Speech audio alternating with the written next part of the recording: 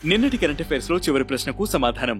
Clarify NCRP integration solution ను అమలు చేసిన మొదటి భారతీయ బ్యాంక్ ఏది? క్లారిఫై ఎన్సీఆర్పీ ఇంటిగ్రేషన్ సొల్యూషన్ ను అమలు చేసిన మొదటి భారతీయ బ్యాంకుగా పంజాబ్ నేషనల్ బ్యాంక్ నిలిచింది. సైబర్ క్రైమ్ ఫిర్యాదు ప్రాసెసింగ్ ను ఆటోమేట్ చేసేందుకు Indian cyber crime coordination centre తో కలిసి బ్యాంక్ ఈ సొల్యూషన్ ను డెవలప్ చేసింది.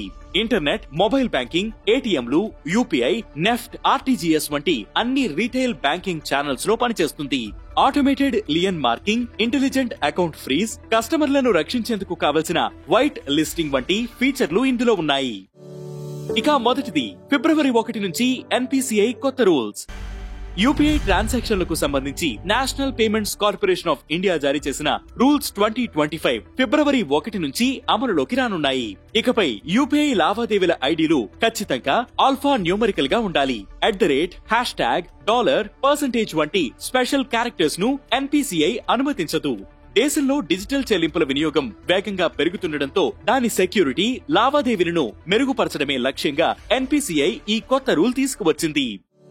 ఇక రెండవది, bureau of civil aviation security డీజీగా రాజేష్ నిర్వాణ్.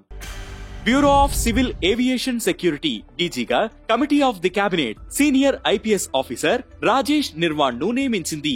రాజేష్ 1992 బ్యాచ్ రాజస్థాన్ క్యాడర్ కు చెందిన ఐపీఎస్ ఆఫీసర్. జైపూర్ ఎస్పీగా కెరీర్ ను ప్రారంభించిన ఆయన సిబిసిఐడిగా పోలీస్ చీఫ్ గా విధులు నిర్వహించారు. 2007లో డీఐజీగా, 2010లో అజ్మేర్ రేంజ్ ఐజీ ఆఫీసర్ గా ప్రమోషన్ పొందారు. ఇక మూడవది, తొలి బయోడైవర్సిటీ హెరిటేజ్ సెంటర్ ను ప్రకటించిన గుజరాత్.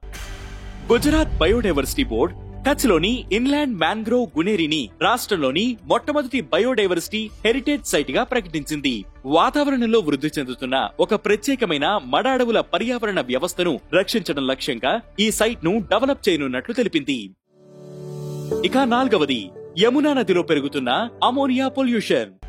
యమునా నదిలో అమోనియా కాలుష్యం పెరుగుతోందని తాజా అధ్యయనాలు పేర్కొన్నాయి. ముఖ్యంగా హర్యానా నుంచి అధిక స్థాయిలో అమోనియా విడుదలవుతుండటంతో ఢిల్లీ వాసులకు నీటి కరువు తప్పేలా లేదన్న ఆందోళన వ్యక్తమవుతోంది.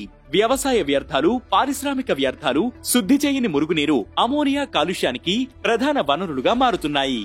జలాశయంలో అమోనియా స్థాయిలు పెరిగినప్పుడు అవి నీటి నాణ్యతను తీవ్రంగా ప్రభావితం చేస్తాయి. ఇక ఐదవది, ఎలైట్ 10,000 పరుగుల క్లబ్ లో స్టీవ్ స్మిత్.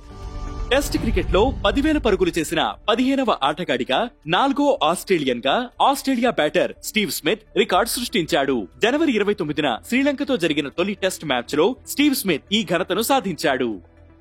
ఇక ఈ రోజు current affairs question, father of Indian archaeology అని ఎవరిని పిలుస్తారు? ఈ ప్రశ్నకు సమాధానం మీరే కామెంట్ చేయండి.